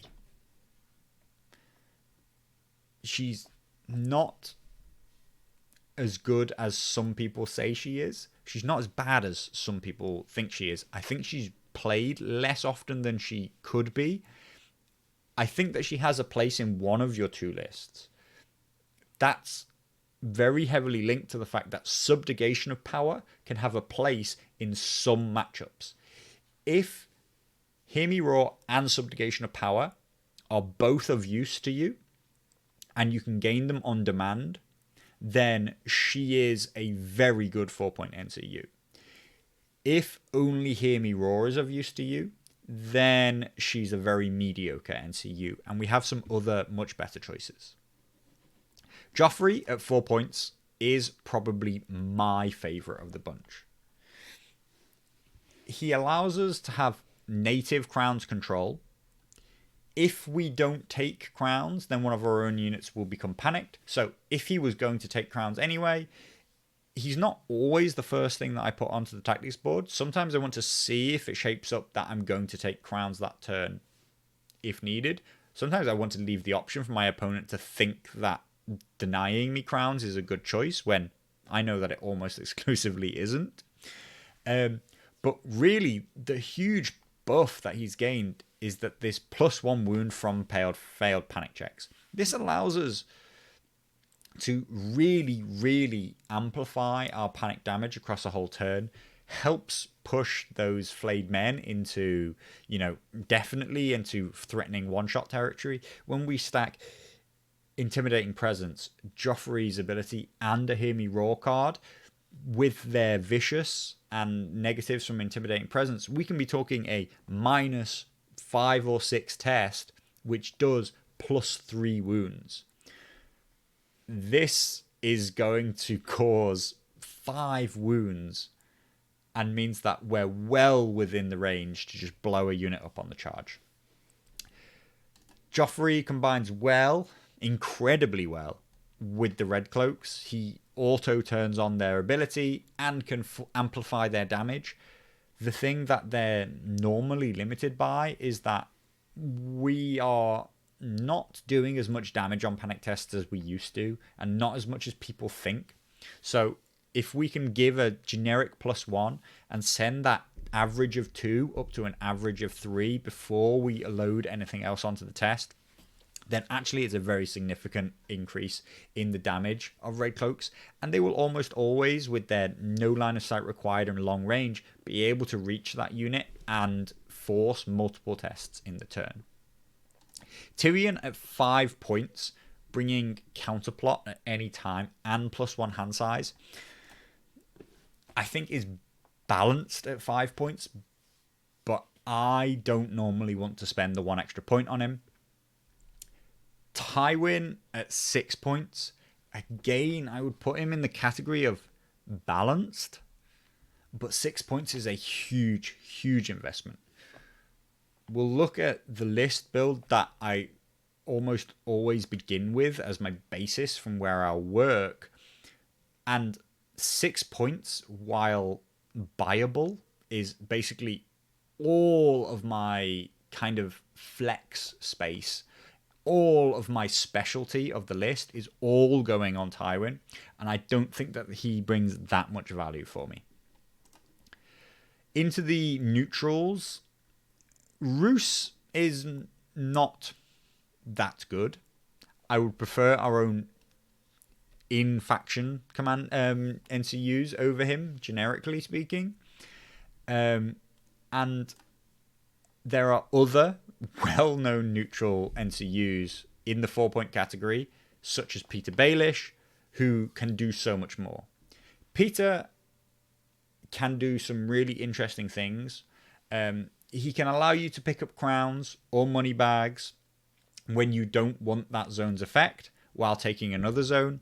He can also play really important roles in blocking zones to your opponent, which either are their core mechanic, say blocking horses from a free folk player or a Targaryen player because you want to block Endless Horde or anything else, or they can deny a ranged army from being able to take swords, for example, because they can make very powerful ranged attacks, but you have nothing in combat yet. That again leads to this idea of denying huge amounts of damage without actually taking a huge hit yourself. A hit being that you can't do anything with swords, and that's a whole wasted NCU. If you can bounce that onto a maneuver or a money bags or even a letters and put out another weaken token, then that can be really, really important denial. On top of that, once per game, we can just say, I control this zone. That can be pretty important for a faction when, a clutch counterplot can really change the game. Having control of crowns when you need it can be very, very important. Peter Baelish is very high in my estimation of things that I will use, but so is Tycho Nestorius. At 4 points, his 5 wounds at the start of any turn is so key to our sustain strategy. It can allow us to bump a unit up to have enough ranks to control an objective again. It can save us from our opponent's huge one big play with their charging their knights, and now brings us from this situation where we're like, our line might break and those knights might start charging again, to suddenly everything's locked in combat and in a grinding sustain state, which is where we want to be. That's where Lannisters want to be at all times. They are so much more of a sustain faction than the Baratheons are. That's what the Baratheons want to be, but the Lannisters achieve it much better. Tycho is all of those things for Lannisters, while also just being an amazing pick for anybody in the game right now, because of the lack of burst damage, but very reliable, like, kind of pressure-based damage that factions like the Mother of Dragons and Othel Night's Watch are putting out. They're not going to one-shot your units. They are going to two-shot them, though, very reliably. So you having any ability to step in between those two steps and say, actually, I'm not going to die, is super, super important. Walder Frey is terrible. He's especially terrible in a 3 NCU setup, and Lannisters are very reliant upon them. Jaqen is only good if you have another NCU that you really want to copy. Or maybe your opponent brings one, but that's a big or, and I would not rate him enough for 5 points. Varys is sort of the wild card. I do actually think that Varys is very good. I barely ever field him. I barely ever am willing to find that extra point to pay 5 points for him. But actually, I do think he's very good. If you want him, then go for it. There is one or two, actually, very final things, which are, we can buy Maimed Jaime if we're allowed Kickstarter exclusives, or a Turncoat at 1 point each. Again, these points are hard to come by and very, very valuable. But I would say both Jaime and the Turncoat are in the realm of, they can work. The Turncoat, less so. That's very much a strategy. He can really help you turn a one-shot charge into a one-shot. Switching off abilities. This can be used to turn off defensive abilities because it's used at the start of any turn. The extra token can help a lot, and not using orders or any tactics cards can really, like, we're talking about, Targaryen Unsullied Pikemen, great against Greyjoys when you really are, what is dead may never die is very, very important for them. There's a lot of Baratheon abilities to kind of come back from either death or just deal huge counter damage. Not that Baratheons really need to be top of our priority list of what we go against. The Turncoat even can switch off watch captains, but only if used at the right times. That's not even true. I've just remembered, it's actually a identical conflicting trigger, and the active player, being the watch captain player, will go first. So unfortunately, he doesn't do that. Though he can switch off, ready and release their stand and shoot from the crossbowman. So he does have some role in that. But specifically for that Night's Watch matchup, I think that Maimed Jaime is a big role to play. That -1 to hit when controlling crowns is very significant in reducing and marginalizing the damage that the double crossbow list can put out. And again, it comes back to our idea that minimizing their damage is better than healing, and also more important than what damage we put out ourselves. So even though we add +1 to their morale test rolls, not important in my eyes. we just put him in a unit and try and forget about it. Obviously, easier said than done, depending on how your opponent plays, but it can really, really help in that matchup. So, what's this magic kind of formula, which I keep alluding to, that is going to win us games? I see the basic core of a Lannister list in a 5 combat unit, 3 NCU setup being as follows. A 4-point unit,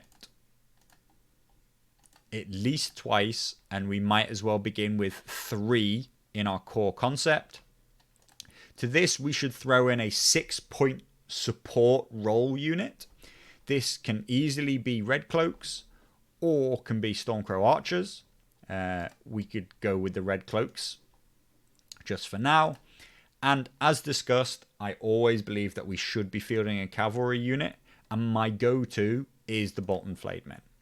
I think this core here of 3 Poorfellows, a 6-point unit, I would just call it a 6-point unit as I believe that's the most flexible slot, and a unit of Flayed Men, or at least an 8-point unit of cavalry. You could play Knights of Casterly Rock there if you want, is really the building block from which we'll go from. To this, I'll add 3 4-point NCUs. My own go-to is probably Pycelle, Joffrey, and Tycho. And we'll see here that this brings us to 38 points. For me, this 38 points is the basic block from which all of my Lannister lists are built. When we look and understand that from the way I've discussed the entire game and what's going on, we only have 2 points with which we get to play with. They are our only flexibility in the entire game. Depending on what commander we pick and where we want our commander, or if we want some very specific pieces of counter tech, be it Maimed Jaime or a Turncoat, or we really want to buy a specific NCU. This, as I discussed, is why I'm not pro Tywin, as he is taking up the entirety of our 2 points of flex. I'd much rather pick up another 4-point NCU, because we have to think about where can these 2 points gain us the most value. For me, some of our best places to spend this are on a pair of Champions of Faith. The first Champion of Faith, at least, that very first point, is almost the best value we could possibly buy. But it's not a go-to guarantee, and depends on our build. Depends on whether or not we actually need extra damage, because the Champion of the Faith brings Panicked and Vulnerable, and they're actually very much damage multipliers. The Panic could be considered a healing multiplier for us.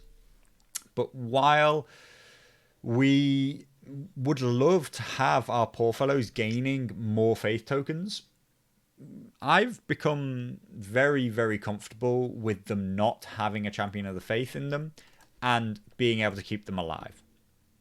Our other options include taking our 6-point Red Cloak unit and making it into another Flayed Men, for example. This 2-point step, I do believe we get enough value out of it. Our other option can also include, from our basis of 3 Poorfellows, can actually be to take 2 6-point units. So I see us really fielding a 4, 4, 4, 6, and an 8, or possibly 2 points sprinkled in amongst that. That could be attachments, that could be more expensive NCUs, that could be enemy attachments. We can also field a 4, 4, 6, 6, 8, because the Red Cloaks in the 6 category, doubled up, can really start to amplify those combos around Joffrey, Crowns-based control. We could even consider using Joffrey and High Sparrow in this case. Or we can run Red Cloaks combined with Stormcrow Archers. like I say, they're two go-to 6-point units for me. And we still bring our 8-point flayed men. Our other choice being poor fellows, poor fellows, poor fellows, and 2 lots of flayed men. But I really see Lannister list building myself being pigeonholed into 4-point units, 6-point units, and 8-point units. The 8s, 6s, and 4s are bringing either as much value as the unit in the category above them, or so much more value than the unit in the category below. Our 6-point red cloaks bring so much more than 5-point guardsmen, but our poor fellows can do everything our 5-point guardsmen can do. So if we can turn 2 5-point guardsman units into a 4-point poor fellow and a 6-point red cloak, this is a much, much better pairing than buying 2 lots of the guardsmen. Overall, these are the units that I find myself using repeatedly and repeatedly. This is a very commander non-specific setup. Tyrion, very, very powerful commander in general, still, even after having some nerfs to his abilities. Roose Bolton has a very powerful setup and leans into that panic-based mechanic, very naturally synergizing with the Lannisters, but again, leans very heavily on the control style, the denial style. There are a couple of other specific list builds which I want to point out. They include what some people claim to be the list which has an advantageous matchup against awful crossbows. Personally, I do not believe it's advantageous, just it can survive. This is leaning heavily on double warrior sons. In amongst 3 poor fellows, we have 2 warrior sons, and again we come back to our 38 points. This is going to push warrior sons in front of your opponent's face and say, can you deal with the hardened? You need to be using and pushing the warrior sons very aggressively. We sometimes see one as a command bunker. If we don't, then they often both bring champions of the faith. I actually prefer the list this way around myself, with 2 champions of the faith in the warrior sons, and then your commander in one of the units of poor fellows. Another option, though, includes putting your commander in the warrior sons. This means that he becomes a much more important target and your opponent is forced to attack the warrior sons. The NCU setup around this is definitely something around Pycelle, Tycho, and you're probably not looking at Joffrey anymore, but another defensive NCU. If you're looking at the Night's Watch build, that's versus Night's Watch, Baelish is very, very important against Othel, with you needing to deny swords and money bags as much as possible. Specifically, you have no ranged unit, and you will quite often find yourself not in combat and needing to deny the swords, but wanting to utilize a different zone. But I've played this matchup from both sides, and I can tell you that if you play into this list, all you have to do is focus fire the poor fellows. I've raved for a long time about how powerful these poor fellows are, how much value they bring for 4 points, how they can't be one-shot, but they can be focus fired. If you bring 2-3 units to bear on them, or many attacks in a round, they will die. They may be the best 4-point unit in the game, though that's very, very debatable versus conscripts, or even free folk raiders as well. They're up there in that class of massively overachieving for their points cost, but they're still 4 points. They go down. They're not immune to very concerted efforts. Never expect a single 6-point or even a single 8-point unit to be able to kill poor fellows without additional support. But once you put in the right amount of dedication to killing this unit, it will die. On the other hand, the warrior sons probably aren't doing enough to force your attention on them. If you can lock up the warrior sons or ignore the warrior sons while cleaning up the poor fellows, you will beat this list with relative ease. I've played it from both sides, and yes, it's easily beatable. Another list which I think is quite important to discuss, and I do actually think I much prefer as maybe like one of our 2-list combos, and I would propose that a lot of people look at. Again, we begin with our poor fellows, partly because they're just our best, most staple unit, and we want to get to 8 activations. But what we buy specifically here is we're talking about anti-dragon units.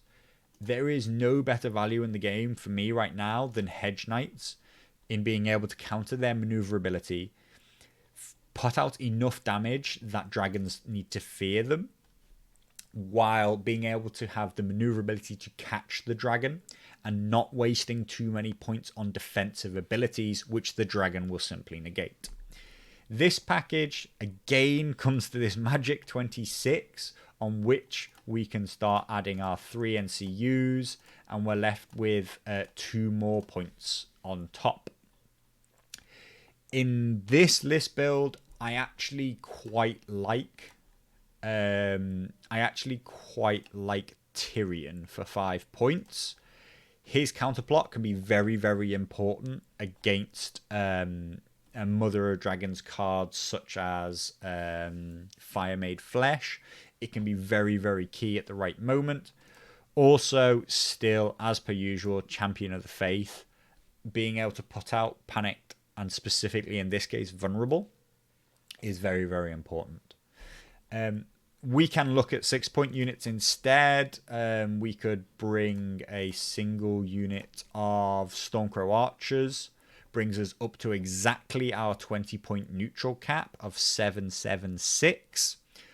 But I, again, just click through some NCUs there. I would love to have Tycho in this setup, which is why I would actually steer away from the Stormcrow Archers. If we're playing specifically into Mother of Dragons, then Red Cloaks and their panic damage really won't bring us a lot. I'm not willing to put my faith in Lannister Crossbowmen, even though most of their stats are right for this. They're just not pulling their weight. So really, I personally favour sticking with the poor fellows and leaning very, very heavily on these Hedge Knights to do all our work. The problem with this is that this list does not do incredibly favourably into the non-Mother of Dragons Targaryen lists. So I again would not say that you have the advantage against Targaryens.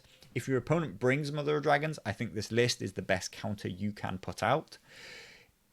Maybe the best thing is to adapt it so that it has a wider kind of counter Targaryen look, which is probably in this 2 points of flex that we see.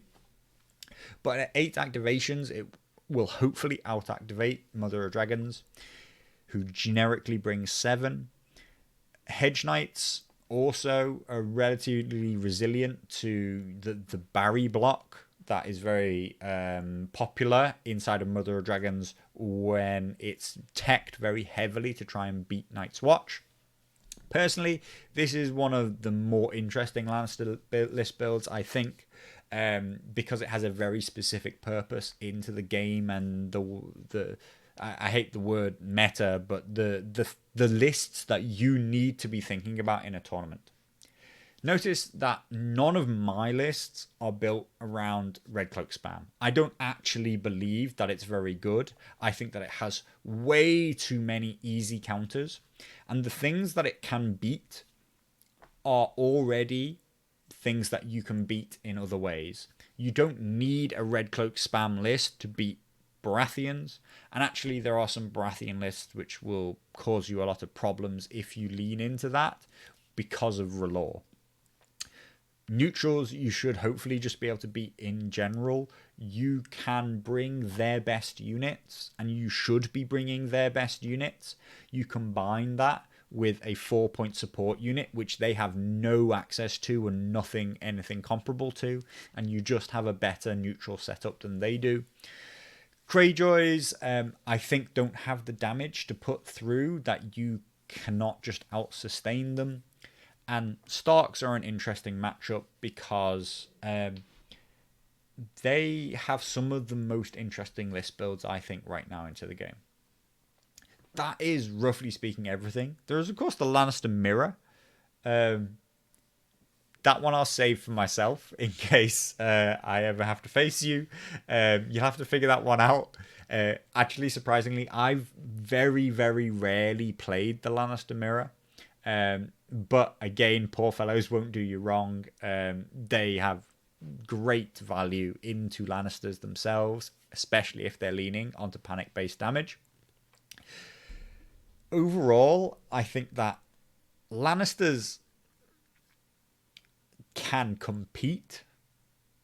That is in a generic sense.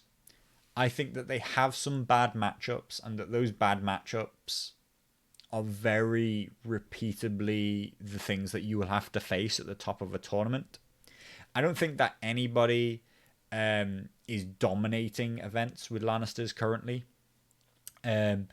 But the best lists that you can put out when fielding really efficient Lannister lists, they are definitely a force to be contended with. Whether or not they kind of conform to your idea and style of how you think the game should be played. I find a lot of people believe that the game should be played more aggressively, that more units should die than I expect in a game.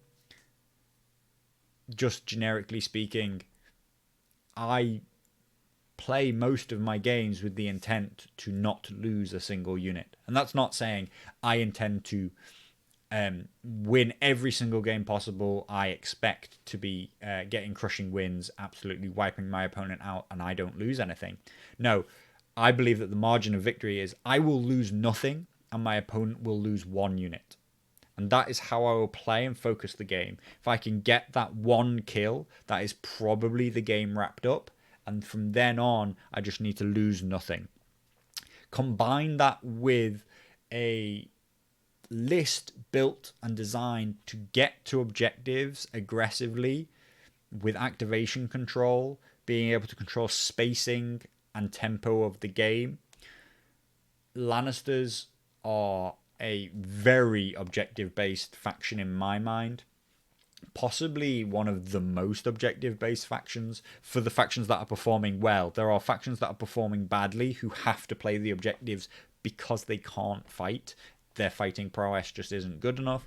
But Lannisters actually are really best getting to the tokens as quickly as possible and then staying on them, staying alive. Being a good sustain faction is actually what I think that their premier identity is about right now. It's not about the panic-based damage that you will do. That is just an offshoot of trying to gain healing, in my mind, and gain good value out of what you do. I would not lean heavily on Vicious outside of Flayed Men.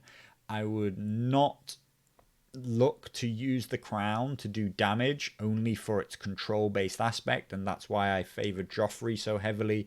Also Peter Baelish, and also Pycelle and his weakened tokens.